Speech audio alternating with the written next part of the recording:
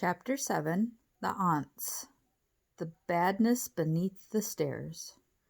The cellar was moist, clammy, and lit by a naked bulb hanging from the ceiling. The strange coppery, earthy smell was much stronger down here than upstairs. The sound he had heard upstairs, which was much louder down here too. Ch-ch-ch-ch-ch. Ch-ch-ch-ch-ch. Wally crept carefully down the steep stone stairway, was wet with slime, trying hard not to slip and fall. The ceiling held a maze of old pipes. Some of them were wrapped in rotting burlap cloth.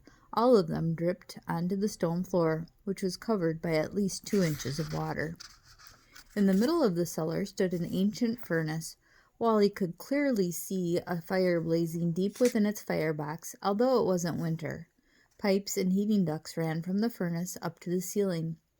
Wally had been in the cellar of the Jolly Days orphanage many times while doing his chores, so everything in the cellar looked somewhat familiar to him, even the water.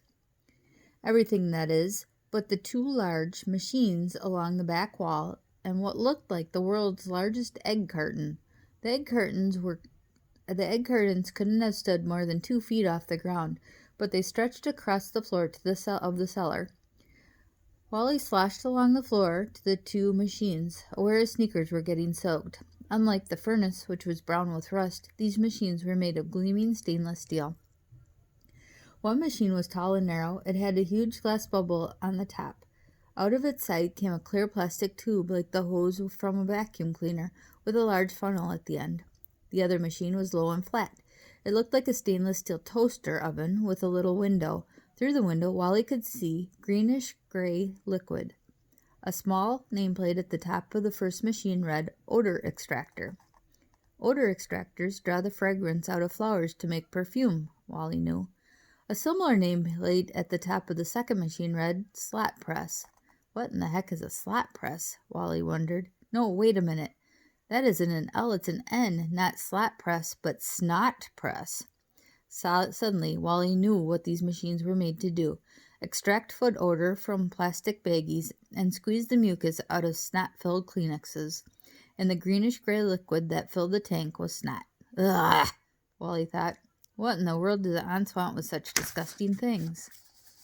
Next, Wally peeked into the egg cartons that stretched across the floor of the cellar. They held dozens, no hundreds of compartments, each the size of a Chihuahua puppy. Moving closer, Wally saw that each and every compartment in the egg carton held something alive, not Chihuahua puppies. They looked like giant caterpillar cocoons, and they were open at the top. Inside each compartment was something sickening, a slimy gray creature with no eyes and quivering open mouth. It was the creature's mouths that were making the ch-ch-ch noise Wally had heard before. Ugh, Wally thought. For a moment he feared he was going to puke up his entire all-chocolate dinner. The Onts are raising these horrible creatures in secret, he thought. But why? And what do they have to do with the odor extractor and the snot press? Wally needed to get out of the cellar and breathe. He needed to tell Cheyenne what he'd found. Just let her try to explain how this was nothing to worry about. He sloshed his way across the floor and back to the cellar stairs, beginning to dread what was waiting for him upstairs.